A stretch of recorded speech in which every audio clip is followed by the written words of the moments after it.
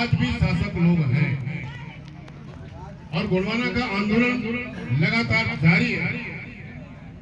कुछ लोग ये समझते हैं कि गोंडवाना तो अब धीरे धीरे हो सकता है खत्म होने जा रहा है। कुछ लोग जो राजनीतिक दल के जो लोग हैं, जो महत्वाकांक्षा रखते हैं, ऐसे लोग समझते हैं कि गोंडवाना बिल्कुल धीरे धीरे खत्म होने जा रहा है, अब कुछ नहीं बचा है। ऐसा कुछ लोग अपने मन में ख्याल रखते हैं, लेकिन ऐसा नहीं है। अब गोंडवाना और अपने पूरी ताकत के साथ में जहाँ जहाँ भी हमारे गोंडवाना के लोग हैं, चाहे वो बस्तर हो, मैं तो अभी बस्तर में भी होके आया हूँ, बस्तर में भी आंदोलन चल रहा है बड़े पैमाने में। वहाँ के साथी भी जो चाहे वो हलवा, गोल, मुड़िया, मारिया, बैगा, तमाम सारे लोग फिर से एकजुट होकर के अपने जो आन बान शान को बचाने के लिए वो तैयार है। झारखंड के साथी लोगों से भी हमारी बात चल रही है, महाराष्ट्र के साथियों से भी हमारी बात चल रही है, गुजरात में भी आदिवासी समाज के लोग हैं, राजस्थान में भी है और मध्य प्रदेश में भी है।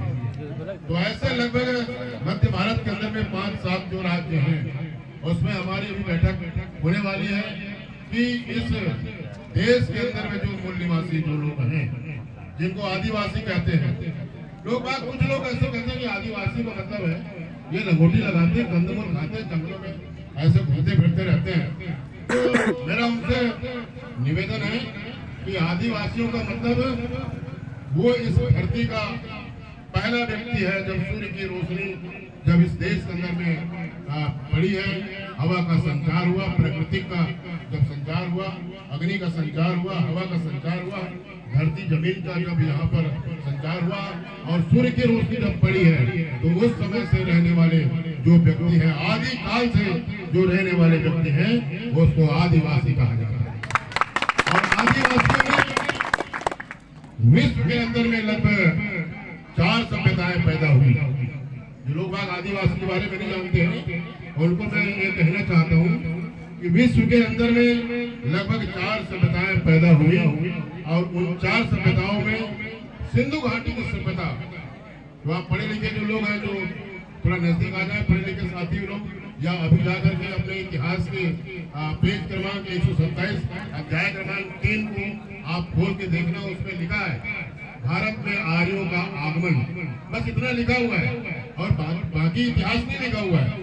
उसमें लिखता है इतिहास में भारत में आर्यों का आगमन, बस इतना ही लिखा हुआ है। लेकिन आर्य कौन है, कहां से आए, क्यों आए, उसका डिटेल्स नहीं दिया हुआ है।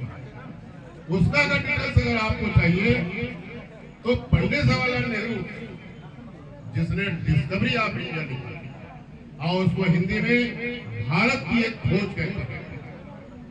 युवा साथी इसको समझे, पहले जब आपको कोई सवाल जवाब करे तो इसका आप जवाब देना कि आदिवासी कौन है। पंडित जवाहरलाल नेहरू कोई जवानी छाप आदमी नहीं था, वो पहला प्राइम मिनिस्टर हुआ हमारे देश का और बैरिस्टर भी था, वो पढ़ा लिखा इंसान था। उसने डिस्कवरी ऑफ इंडिया में लिखा आर्य इस देश का मूल निवासी नहीं है। अगर ये बात गलत है तो हमारे इंस्पेक्टर साहब बैठे हो, मुझे बंद करें, थाने में ले जाए, फिर मैं उसका जवाब देता हूँ कोर्ट के अंदर। आज देश का मूल निवासी नहीं है, ये मैं नहीं कह रहा हूँ, Pandit Jawaharlal Nehru ji discovery of India में कह रहे, हम नहीं कह रहे, आदिवासी लोग नहीं कह रहे। और इसी बात को पंडित जेपी जोशी जो पुरातत्व का वैज्ञानिक है, उसने भी कहा है कि आर्य इस देश का मूल निवासी नहीं है। और तीसरी बात, पंडित गोखले, जिसने उत्तरी ध्रुव नामक पुस्तक लिखी, आप नोट कर लो आप कागज में, उत्तरी ध्रुव नामक पुस्तक लिखा है, उसमें भी कहते हैं कि आर्य इस देश का मूल निवासी नहीं। अब सवाल ये उठता है कि आर्य इस देश का मूल निवासी तो आर्य है कौन? जो लोग हमको आदिवासी कहने पर ताली बजाते हैं कि जंगली है ये करके, तो उनको जंगल में जाके खड़ा करो, बताने की कौन कौन सा पेड़ पौधा है। भाई ठीक है, शहर में रहते हो तो शहर में क्या आम है, अमरूद है, केला है, मौसम्बी है, तमाम सारे ऐसे फल पौधे के नाम जानते हो, नीम है। लेकिन जंगल में जो बहुत सारे पेड़ पौधे हैं, कौन सा पेड़ का फल किस काम में आता है, उसका छाला किस काम में आता है, उसका जड़ किस काम में आता है, उसकी पत्ते किस काम में आता है, आप बता सकते हो क्या? तो उसको कुछ पता नहीं है। तो जब जंगल के पेड़ पौधे के बारे में पता नहीं है और हमसे आप जंगली कह रहे हो, असली जंगली तो तुम लोग हो जो हमारे बारे में नहीं जानते हो। आप लोग हमारे बारे में जानते हैं। अरे हम किसकी पूजा करते हैं? हम घर के सामने हमारे दरवाजे में कौन सा देव है उसको पता है क्या? आंगन में हमारा कौन सा देव है उसको पता है क्या? खाना बनाते हैं वहाँ कौन सा देव है उसको पता है क्या? अनाज रखते हैं वहाँ कौन सा देव है उसको पता है क्या? जब तुमको पता नहीं तो फिर हमें जंगली बोलने की जरूरत है। असली जंगली तुम लोग है कि नहीं भाई? अब कहिए कि नहीं? तो आर्यों का आगमन आर्य कौन है? बाबा साहब डॉक्टर अम्बेडकर ने एक पुस्तक लिखी है, उस पुस्तक का नाम है हु वेयर द फ्लावर्स। पढ़े लिखे इंसान है, ठीक है, हम लोग गरीब हैं, जंगल में रहते हैं, तो बिना घी लगा के रोटी खाते हैं। अब आप शहर में रहते हैं तो ठीक है भाई, आप लोग घी लगा के रोटी खाते हो, लेकिन ऐसा नहीं है कि हम बेवकूफ हैं। अब हम भी पढ़ लिख गए हैं, अब हमें भी इतिहास मालूम है, और हमें इतिहास मालूम इसलिए है कि जब इस देश के अंदर में पढ़ने लिखने की इजाजत नहीं थी, पूरा देश के अंदर में मनुस्मृति लागू था, राजतंत्र लागू था, और छुआछूत ऊंचा नीचा स्वर्ग नर्क लागू था।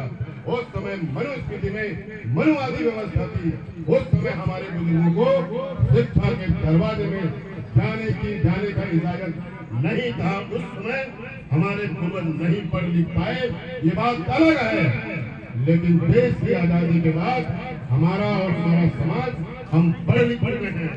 ठीक है, हमारा बाप नहीं पढ़ पाया, लेकिन उसका लड़का तो पढ़े लिखे हैं, वो बता सकते हैं कि मालिक कहते हैं कि हम इस देश के असली मालिक हैं। आज मालिक को पता नहीं है कि मैं क्या हूँ, मालिक को पता ही नहीं। ये बैठे हुए मालिक अपने देख रहे हैं, सबके गाल बिगड़ गए हैं, दाढ़ी बढ़ा हुआ है, कोई चिकना सपाट नहीं, किसी के मन में कोई हंसता हुआ मुझे नजर नहीं आता। मैं जहाँ से वहाँ तक पूरे जंगलों में घूमते रहता हूँ, कोई भी हमारा समाज का आदमी बिल्कुल खुशी नजर नहीं आता उसको। ऐसा लगता है कंबल उड़ा करके इसको इतना पिटाई किया हुआ है, और ये सामने आके बैठा हुआ है। ये हालात है, सही बात बोले। अभी उल्टा हम चलेंगे ना तो आपको समझ में आ जाएगा ये कहाँ से बिगड़ रही है और कहाँ से कैसे सुधरेगा।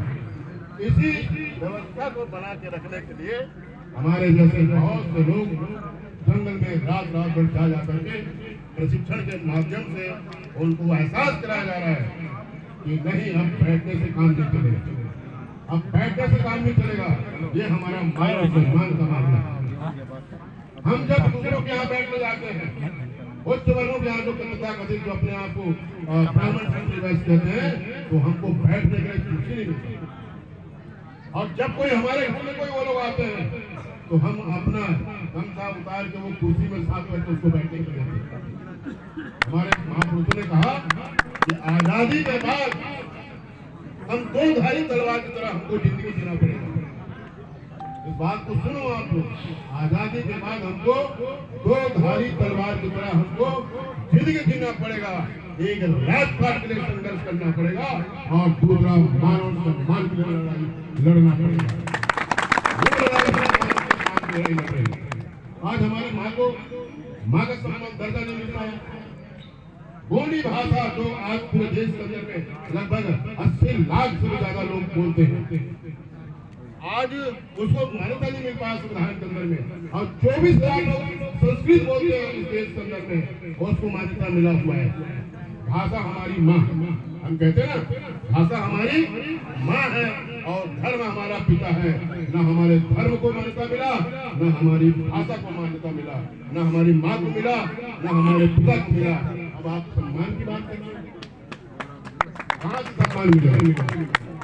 सम्मान मिलने के लिए राजपाट की तरफ देखना पड़ेगा, राजपाट की तरफ देखना पड़ेगा, और राजपाट जब तक आप नहीं करेंगे आपको सम्मान मिलने वाला। आप नोट कर लीजिए इस बात को, जब तक आप सरपंच पैदा नहीं करेंगे, जब तक आप जिला पंचायत सदस्य पैदा नहीं करेंगे, जब तक आप विधायक पैदा नहीं करेंगे, अपने मूवमेंट में अपने इस संगठन के माध्यम से आप पैदा नहीं करेंगे, आप कभी आगे बढ़ नहीं सकते। कुछ लोग कहते हैं कि गोंडवाना के लोग बिगाड़ बिगाड़ते बोलते भी जाते हैं। मेरे को भी तो लोग बाग आए थे खरीदने के लिए 20 करोड़ रुपए में बोली लगा चुके थे, मैं तो लात मार के आने थे। हाँ आदमी बताओ ये याद रखें, जो बीजेपी और कांग्रेस के जो लोग हमारे समाज से चले गए हैं उधर बीजेपी और कांग्रेस, हमको बीजेपी कांग्रेस से कोई एलर्जी नहीं है। हमको दुख इस बात का है कि हमारे समाज को लात मार के बीजेपी और कांग्रेस में जा करके अच्छा टमाटर जैसे उनके गाल सेव खा रहे हैं और तरबूज खा रहे हैं, एयर कंडीशन में जाके ऐश करते हैं। हमको उनसे तकलीफ है कि वो लोग जा करके समाज की बात नहीं करते। अभी आप देखो बस में एक आदमी हमारे समाज का अपने भतीजे को, मरे हुए बच्चे को छोड़ने में बस में बैठ करके ले जा रहा है। पेपर में पढ़ा आप लोगों ने, मोबाइल में देखा आप लोगों ने जी। ये हालात है लोग खटिया के अंदर में जब बीमार पड़ जाता है उसको लाद के कंधे में हॉस्पिटल ले जाते हैं, हॉस्पिटल से ये घंटे जाते हैं। और ये गौरव यात्रा में कोई बता रहे गौरव यात्रा में कहा का गौरव यात्रा उसका जिम्मेदार कौन? इसका जिम्मेदार हम सब लोग कि हमने अपने समाज के ऊपर भरोसा नहीं किया, इसका जिम्मेदार हम लोग हैं। चलिए मैं इतिहास की बात बता रहा था। आर्य कौन है, कहां से है, वापस चलिए आप, तो उसी में लिखा हुआ है, इतिहास में लिखता है कि आज से लगभग 4,500 वर्ष पूर्व मध्य एशिया से चल करके पाकिस्तान में खैबर करने से होते हुए सिंधु घाटी से पता मोहनजोदड़ो हड़प्पा को नष्ट करते हुए उत्तर भारत में राजा बलि का रास्ता, वहां आर्यों का आगमन हुआ। ये है इतिहास। और आने के बाद में भाषा, धर्म और संस्कृति को सब खत्म करके इस देश के मूल निवासियों को गुलाम बनाने का काम किया। उसी के लिए हमको अपने गोंडवाना को फिर से पुनरुत्थान करने के लिए रात दिन इतिहास की जानकारी हमको देना पड़ेगा, और तब हमारा समाज फिर से अपने पैर में खड़ा हो सकता है। आज हम भोपाल में देखते हैं हमारे समाज के लोग जो नौकरी पैसे में, आप चल के देखो भोपाल की राजधानी, मध्य प्रदेश की राजधानी भोपाल में चल के आप देखो, वहां का रोड देखना, ये जगह देखो आप, ये हमारे पूर्वजों का ये महल खड़ा हुआ था यहाँ कभी कभार, आज क्या हुआ खंडर भी नहीं रहता। मैंने कहा चलिए यहाँ से कलेक्टर ऑफिस करते हैं और कलेक्टर महोदय से निवेदन करेंगे ये जो हमारा पूर्वजों का जगह है उसको बराबर बाउंड्रीकरण किया जाए, कहां से कहां तक है, सब कांटे उगरे यहाँ पर। या फिर आप लोग एक काम करें, जितने भी युवा शक्ति के लोग हैं अपना अपना रापा कुदारी फोड़ा लेकर के आओ, एक कांटा बंधन सब साफ करो, कहाँ बाउंड्री वहां पत्थर बनाओ।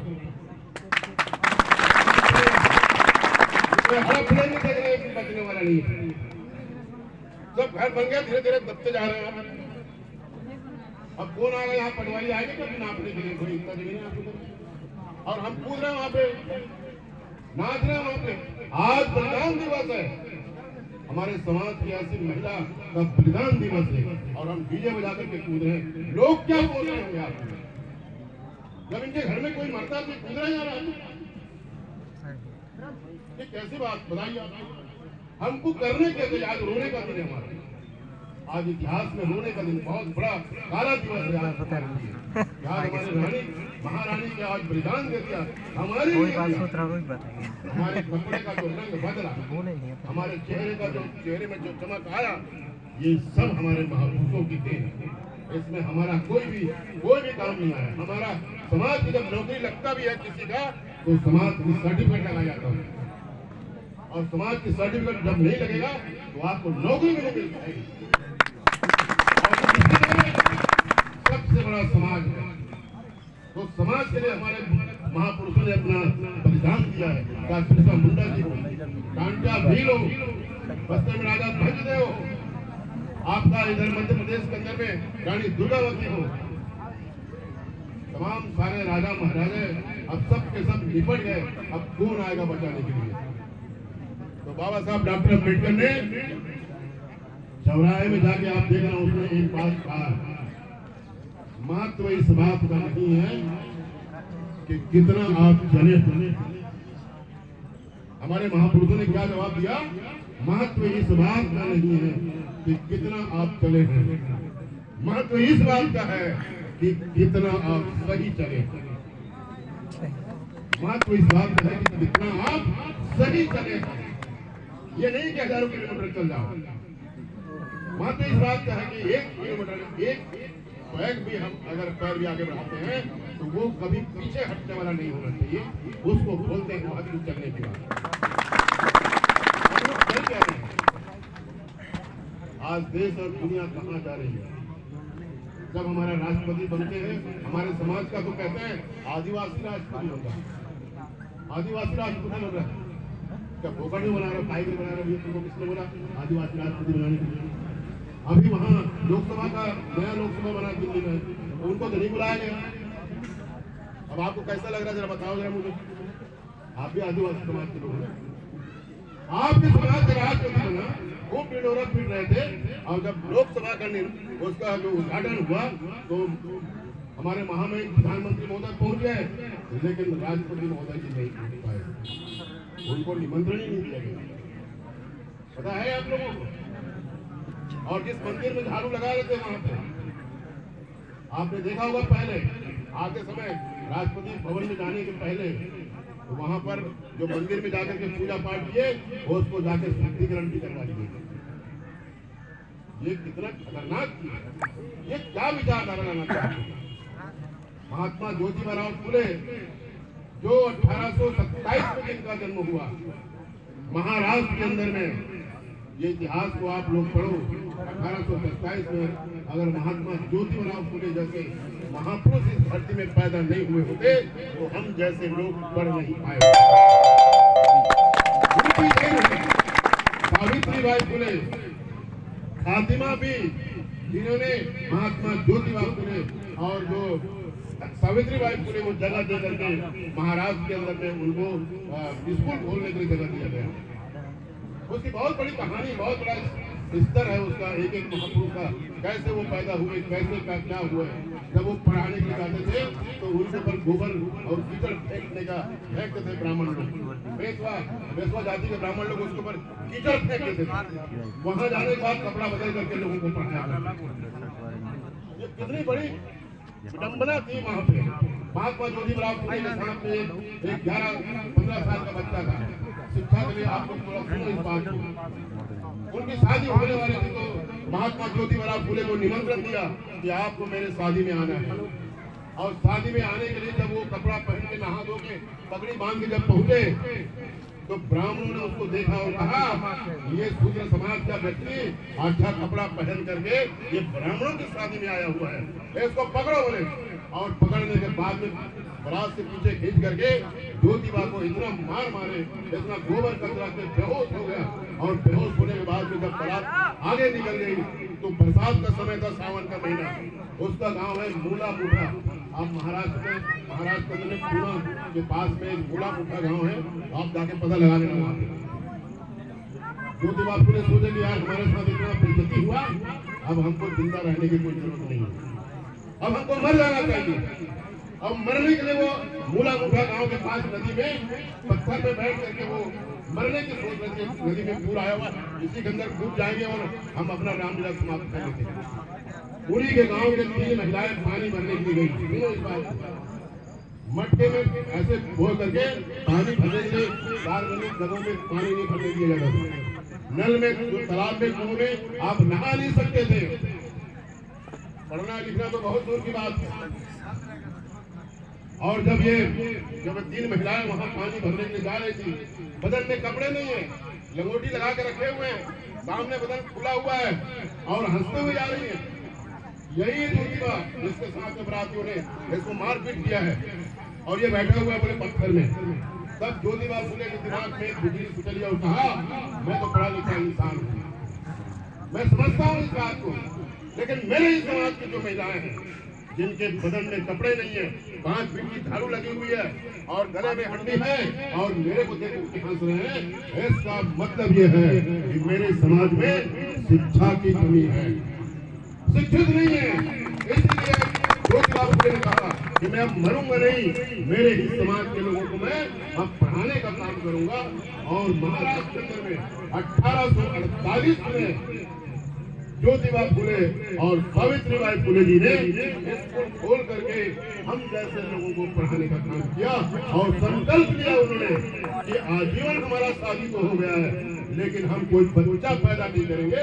ये जितने भी देश के अंदर में अनुसूचित जाति, जनजाति और पिछड़ी जाति, जो धार्मिक अल्पसंख्यक, मुस्लिम, सिख, ईसाई, बौद्ध, पारसी के जो लोग हैं, इन्हीं समाज के लोगों को हमको पढ़ाना और लिखाना है। और उन्होंने आजीवन कोई बच्चा पैदा नहीं किया, इतना बड़ा संकल्प किया है। उसका फोटो आपके पास में, जिसने शिक्षा का ज्योति जलाई है, उसके पास में कोई जानता है महात्मा ज्योतिबा फुले कौन नहीं है? हमें तो खुदने से फुर्सत नहीं है। पता नहीं बीजेपी वालों ने आपको टीचर दिया, कांग्रेस वालों ने, मुझे उसको कोई मतलब नहीं है, लेकिन आप लोग सही दिशा नहीं चल पा रहे हैं और दोष दे रहे हैं समाज को। समाज का कोई दोष नहीं है। और मैं ये कहता हूँ, जिसने जिसको पैदा किया वो उसका सबसे बड़ा भगवान है दुनिया में, और कोई भगवान नहीं। जिसने जिसको पैदा किया वही उसका भगवान है, दुनिया में और कोई भगवान नहीं है। अगर कोई भगवान है, मैं बागेश्वर बाबा से निवेदन करना चाहता हूँ, अगर तेरा कोई भगवान है तो मुझसे जरा बात करवाना। मैं पूछता हूँ उसको, तेरा बाप बन गया कि जिंदा है,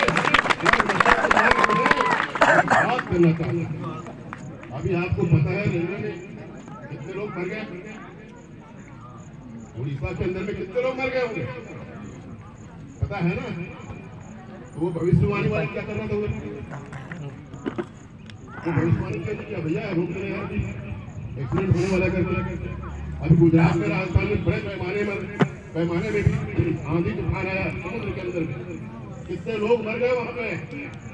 तो बाबा जी बागेश्वर जी क्या कर रहे हैं भैया, आप अपना भविष्यवाणी पहले क्यों नहीं बता रहे, है ना? क्यों नहीं कर रहा भविष्यवाणी कि उधर मत जाना भैया, उधर मत जाना। वैज्ञानिक है, जो विज्ञान का युग है, वो बता रहा है कि 300 किलोमीटर दूर से तूफान आने वाली है और 24 घंटे के अंदर में आ जाएगा, और फलाना राज्य के अंदर में आएगा 300 किलोमीटर की रफ्तार से हवा आ रही है। वो बता रहे हैं, बाबा जी कुछ नहीं बता रहे। दो प्रकार के घंटी बजते हैं देश के अंदर में, एक मंदिर में घंटी बजता है और एक विद्यालय में घंटी बजता है। मंदिर का घंटी ऊंचा नीचा बताता है, छुआ छूत, ऊंचा नीचा, स्वर नर की बात करता है, और विद्यालय का घंटी समान अधिकार की बात करता है। अब आपको कौन से घंटी सुनना है सुन लो, मैं किसी के धर्म के बारे में बोलना नहीं चाहता, आपको अपना धर्म के बारे में जितना घंटी बजाना बजाओ, लेकिन मेरा कर्तव्य है मेरे समाज को सही रास्ते बनाने का, ये मेरी जिम्मेदारी है कि गलत रास्ते में जा रहे हैं उसको सही रास्ते में लाना हमारा कर्तव्य है, और हमने विरोध उठाया है।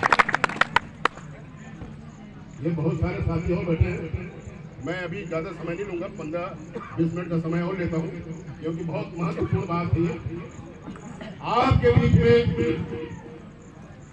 पंचायत के चुनाव हो, थोड़ा देर और समय देना, 15 मिनट का, उसके बाद आप लोगों को छुट्टी कर देंगे। पंचायत के चुनाव हो, चाहे वो विधानसभा के चुनाव हो, चाहे वो लोकसभा के चुनाव हो, बहुत सारे दल के लोग, बड़े बड़े नेता लोग आते हैं और क्या बोलते हैं वो लोग, वोट दे देना हमको। क्या बोलते हैं वो लोग, वोट देना भाई बोलते हैं, क्यों बोलते हैं?